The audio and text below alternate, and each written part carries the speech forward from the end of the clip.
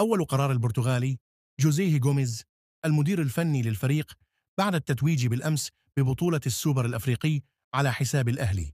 اللقاء الذي أقيم بالأمس على الأراضي السعودية، ومن المنتظر أن تعود البعثة الليلة للأراضي المصرية.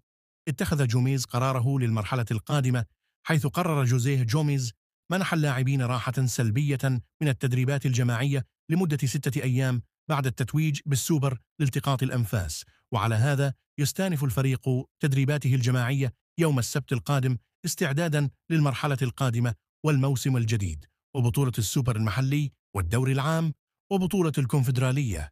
سيقوم الدكتور محمد أسامة طبيب فريق نادي الزمالك بعمل فحوصات طبية للثلاثي عمر جابر ونبيل عماد دونجا ومحمد صبحة فور وصول بعثة الفريق الأبيض إلى القاهرة قادما من السعودية.